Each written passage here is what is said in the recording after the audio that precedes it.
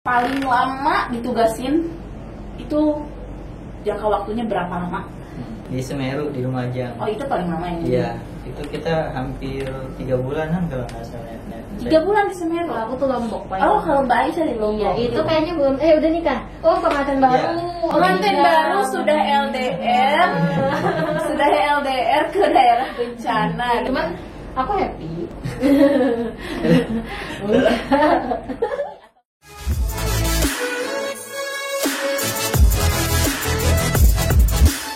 Hari ini adalah perdana podcast kita, yaitu podcast Humanity, podcast yang berisi tentang dunia kerelawanan. Hari ini kita kedatangan tamu spesial dari Akal Peduli. Kita perkenalkan dulu ya, sahabat peduli. Baik. Sekarang kita akan ketemu dengan Mbak yang satu ini, yang namanya siapa, Mbak? Silakan di kamera, Mbak. Halo, aku namanya Aisyah. Ini partner hidup aku. Ya, saya perkenalkan, nama saya Ai. Oke, Bang Ai dan Mbak Aisyah ya. Kalau di dunia relawan itu kita biasanya dipanggilnya Bang, atau kalau ceweknya itu Mbak ya. Oke, mungkin kita langsung pengen tanya-tanya aja nih sama Mbak Aisyah dan juga Bang Ai ini. Sudah berapa lama sih di Akal Peduli? Berapa ya? Aku tuh awalnya 2016. Ya, bencana pertamanya itu kayaknya gempa Aceh, PD Aceh. Itu masih kelas 3 SMK. Kelas 3 SMK sudah gabung menjadi relawan. Wah, Masya Allah ya. Kalau Bang Ai sendiri nih, dari kapan digabung menjadi relawan? Saya dari kapan ya? Dari pas nganter ya.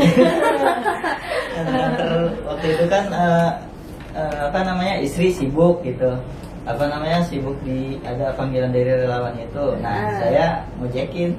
Nganterin. Oh, gitu. Jadi pas sudah nikah kan apa emang harus izin suami ya. Mau nggak boleh nggak aku ke Akal gitu, lagi ada ini itu segala macam gitu. Boleh kalau misalnya lagi nggak sibuk itu diantar ke sini. Dibanding habis diantar pulang kan jaraknya jauh. Oke, ikut sama aku kalau dia lagi nggak bentrok sama jam kerjanya. Oh, berarti lebih dulu Mbak Aisyah ya di dunia relawan daripada Bang Ai sendiri ya. Iya. Oke. Tapi sebelum nikah ini Mbak Aisyah itu udah terjun di dunia relawan lebih dari SMK ya. Keren loh Mbak itu. Masya Allah ya. Masya Allah. Oke, sekarang kalau di Akal Peduli itu jadi bagian apa Mbak? Saya sama suami penyaluran. Oh, di bagian Iya, penyaluran. penyaluran sama logistik. Terus kita berkutat kalau misalkan diamanahkan ke suatu tempat, insya Allah kita ada megang program dapur umum juga. Oh, dapur umum. Kita masak-masak di situ biasanya. Kalau bagian penyaluran itu biasanya itu ngapain aja sih Bang? Kalau kita biasanya jaga gudang, ngedata-data barang-barang yang keluar masuk, terus penyaluran ya itu seperti menyalurkan itu ya. Di penyaluran itu sudah maksudnya kayak pas gabung relawan udah jadi bagian penyaluran, atau mungkin dulu pernah di unit apa gitu? Atau di divisi mana? Enggak sih, jadi kan tadinya kita relawan.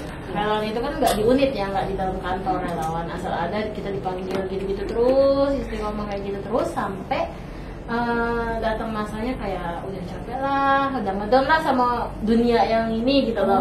Akhirnya kita kayak stuck di sini.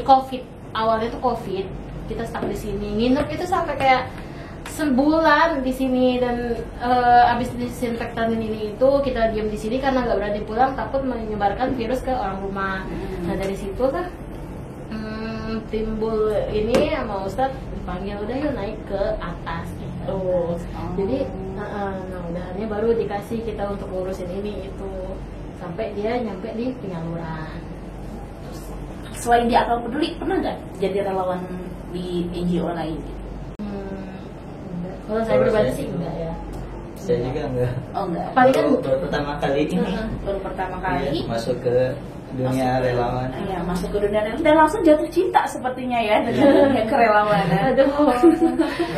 Kayaknya kalau ngelihat Mbak Aisyah dengan Bang Ayi itu kayak udah mendarah daging gitu dengan dunia relawan. Kayaknya kalau jadi relawan tuh kayaknya aku banget gitu. Ya nggak sih? Emang gitu nggak tahu sih ya. Mungkin penilaian orang ya. Cuman kalau aku sih flat aja. Emang sukanya itu karena biasa lah. Kita kan hidup naik turun ya. Ada problem di rumah yang bikin aku tuh males di rumah gitu loh. Aku males di rumah daripada aku pergi keluar yang gak jelas kan. Waktu itu aku minta sama Pak Edi, Pak, kalau mau berangkat relawan saya ikut lah gitu loh, dibanding saya harus pergi kabur-kaburan ya. Nah udah gitu. Jadi pertama kali saya jadi relawan itu ke Aceh, izin sama orang tua tuh pas udah di Gojek, udah di motor mau ke Akal, mau ke Tebet. Ma, aku pamit, mau kemana? Ke Aceh. Loh, mau ke Aceh kok kayak mau ke warung gitu kan? Yang benar gitu. Iya, benar. Iya, ada apa emang? Mau jadi relawan, PD gempa gitu-gitu doang sih, flat gitu doang. Ya Allah gitu, pulang sebelum berangkat pulang gitu. Nah tapi karena ibu aku tuh dari awal menghormati semua keputusan aku, akhirnya ya udah kalau emang mau pergi jadi relawan baik-baik sana ya, berangkat selamat, pulang harus selamat gitu. Suka dukanya menjadi relawan itu kayak gimana sih? Sukanya ya senangnya itu kita bisa bantu ini. Oh, senangnya karena kita bisa orang yang bantu. iya kena musibah. Ya gitu aja. Kayak sukanya kayak ini udah panggilan dari dalam ya, jadi suka. Jadi kalau misalkan ada satu bencana saya nggak turun tuh kayak kenapa sih gue nggak turun gitu. Dan itu siapapun yang lagi di sana, misalkan tim asesmen atau siapa atau ketua kita, itu saya cek terus, Ustaz saya mau datang, saya mau ikut sampai dapat tiket. Pokoknya gitu, itu sukanya. Kalau dukanya mungkin apa ya, kita nggak banyak waktu buat orang rumah. oh iya Pasti. Dan sampai saya tuh kayak di rumah 2 hari, di luar tuh bisa sampai 2 bulan, 3 bulan gitu. Jadi tiba-tiba ngeliat ponakan, oh kok dia udah lulus, kemarin masih baru antar ini sekolahnya gitu, gak bisa ngeliat perkembangan ini. Cuman aku happy, dan ya sekarang kan udah modern semua ya. Berarti happy-nya itu karena kita bisa apa ya, intinya tuh bisa menyebarkan manfaat kita. Jadi itu sih. kita bisa menjadi khairun nas anfa'uhum linnas ya. Alhamdulillah. Alhamdulillah. Oke, sekarang itu aku pengen nanya nih, kan Mbak Aisyah sama Bang Ai itu sering ditugasin misalkan untuk dapur umum, untuk misalkan menjadi tim yang bantu recovery di sana di bencana itu sendiri gitu ya. Paling lama ditugasin itu jangka waktunya berapa lama? Dan apa ya, gimana ya, paling lama itu dari kapan sampai kapan gitu? Kayaknya sih paling lama di waktu kemarin tuh ya. Dan di mana gitu? Di Semeru, di Lumajang. Oh, itu paling lama ya? Iya, itu kita hampir 3 bulanan kalau nggak salah. 3 bulan di Semeru? Iya. Oh, nah itu gimana tuh dia kalau di Semeru?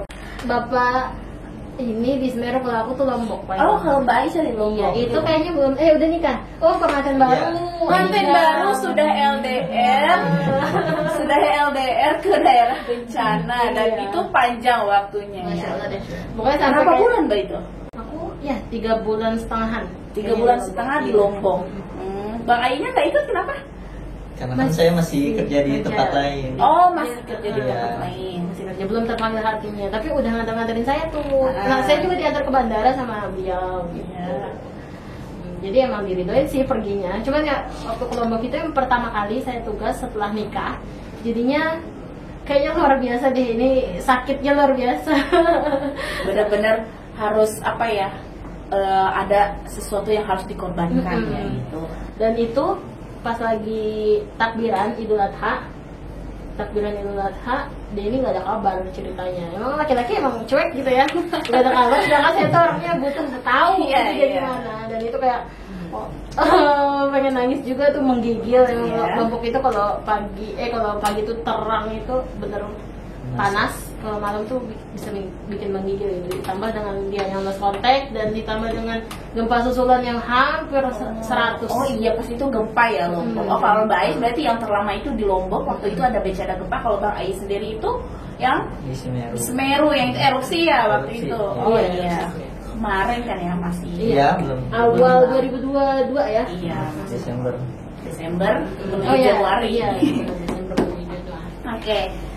sekarang ada nggak sih kisah yang paling misalkan menyedihkan atau enggak yang paling berkesan di hati sampai saat ini masih nempel gitu waktu misalkan Mbak Ais sama Mbak Ai di lokasi bencana atau enggak di lokasi pengungsian luka gitu. Iya, apa ya hal-hal yang paling menyedihkan sampai sekarang masih mungkin teringat atau enggak dari pengungsi itu sendiri atau siapa gitu, ada nggak sih? Ya, waktu itu pernah kayak tuh ini ketemu nenek-nenek yang di pas banjir. Ya. Waktu itu kita cuma ngasih nasi bungkus doang gitu. Tapi nenek itu ngerasa bahwa nasi itu gimana gitu. Karena dia juga udah nggak bisa masak, kompornya udah basah apalah gitu semuanya. Itu dia ngerasa senang banget sampai doanya itu panjang banget gitu buat kita. Padahal kita cuma ngasih nasi, kita cuma menyediakan makanan untuk mereka, tapi mereka seperti apa ya, sangat terbantu gitu, sangat merasa bersyukur gitu dengan adanya kita ya. Alhamdulillah. Kalau aku dulu kalau di lapangan itu kebanyakan rasa takut orang tua sakit kita nggak ada. Bahkan waktu itu mertua aku lagi keluar masuk rumah sakit ya. Iya. Jadi waktu itu abah itu udah pipisnya tuh pakai kateter dan itu harus diganti seminggu sekali. Jadi saya tuh cuma ditelepon ini jadwal ganti nih gitu ya, minta tolong dulu ya. Mungkin ya kita anak gitu ya nggak bisa lepas tangan banget, tetap kita kontrol, tetap kita ya ibaratnya dalam tanda kutip ngirim lah gitu ya udah nih buat kateternya gitu. Dan itu sampai saya tuh takut ayah itu kejadian kayak ayah saya yang kandung. Karena waktu ayah saya kandung saya tuh lagi tugas di Aceh. Sore itu saya pergi dari dari Jakarta deh, nggak tahu kayaknya Soekarno Hatta ke Aceh. Malam saya nyampe sana, besok pagi saya dikabarin sama Om, yang sabar ya, ayah udah nggak ada gitu. Nah terus saya nggak mau kejadian kayak gitu, jangan sampai saya disalahkan sama pihak dari keluarga suami. Gara-gara sekarang suaminya ikut relawan nih sampai dia nggak bisa ngantarkan ayahnya seperti saya gitu. Itu yang saya takut gitu ya, takut banget waktu itu ayah udah sakit-sakitan.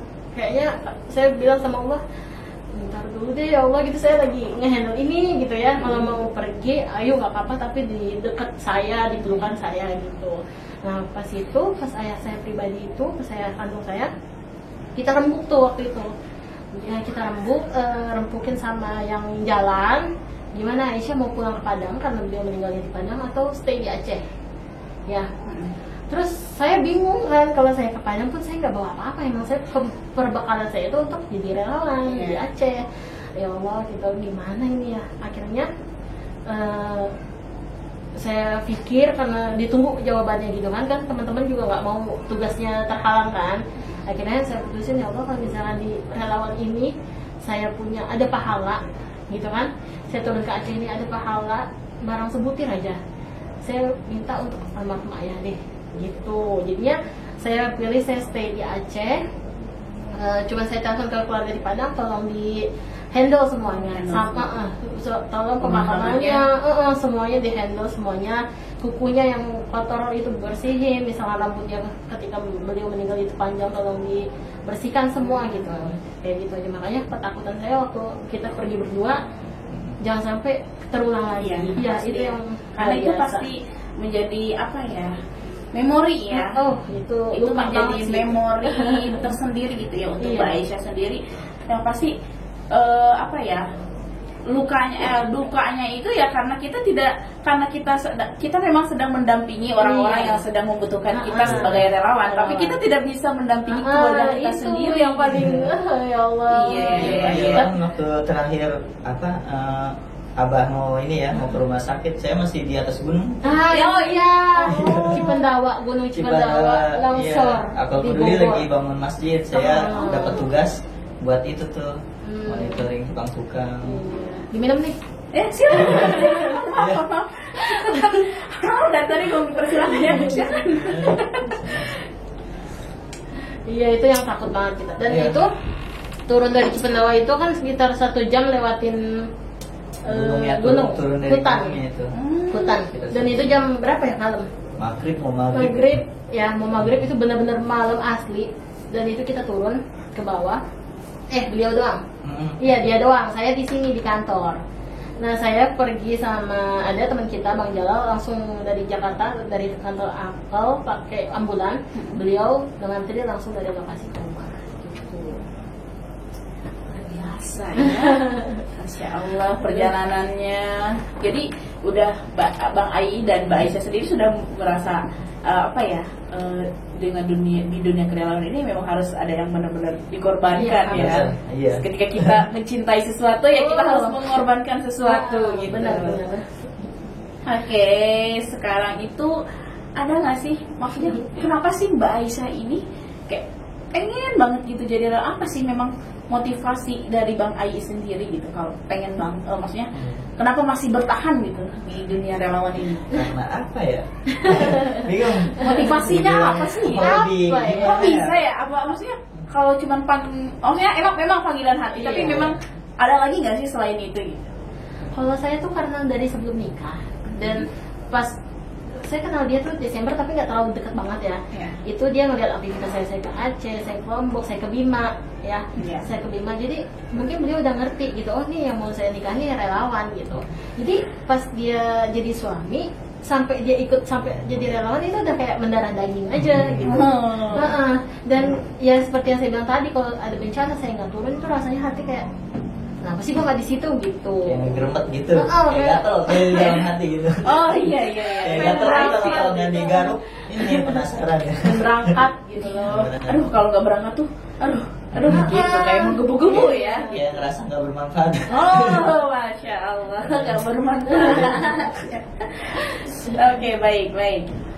Kalau kedepannya mungkin ada harapan nggak sih misalkan harapan terkait di dunia kerelawanannya itu atau mungkin kedepannya itu harapan kalian buat Akal Peduli atau di dunia relawan itu pengennya kayak gimana gitu? Apa sih harapannya? Abang duluan. Udah sama dulu. Aku kalau buat Akal Peduli karena kita itu sistemnya kekeluargaan ya. Udah keluarga kita jangan ganti-ganti lagi. Gitu. Iya, maksudnya kan karena sering ada yang keluar pergi kan? Karena di relawan ini kan kita stuck di sini, kadang kalau yang masih mencari dunia itu nggak bisa di sini ya, dalam tanda kutip loh ya. Jadi kadang mereka pergi gitu, ya kita nggak bisa ngapa-ngapain karena mereka punya mimpi gitu. Iya. Nah, tapi saya suka sama formasi yang sekarang, keluarga saya yang sekarang. Ibaratnya saya di rantau ini keluarga saya ya Akal Peduli, saya sakit di sini, saya sehat di sini, saya kerja di sini. Nah kalau untuk relawanan yang secara menyeluruh, secara nasional ya lebih maju lagi, dan kita yang penting bisa rempuk ya bicara saling semua NGO bisa di bawah satu payung yang memang kekeluargaan juga gitu loh. Dan semuanya bisa ini ya. Ya bapak-bapak ini apa? Kalau saya ya paling lebih bersinergi lagi dengan banyak NGO lain biar makin kuat dan makin besar. Keren ya, masya Allah ya, tepuk tangan buat narasumber kita hari ini, masya Allah dari relawan Akal Peduli, keren ya. Baik, itu adalah apa ya, kisah-kisah menjadi relawan selama menjadi relawan ya guys ya. Mungkin apa ya, banyak hal yang bisa kita dapatkan dari sumber inspirasi kita nih, Mbak Aisyah dan Bang Ai, masya Allah ya. Semoga Allah selalu merahmati langkah kaki kita semua gitu. Semoga hajat-hajatnya terkabulkan.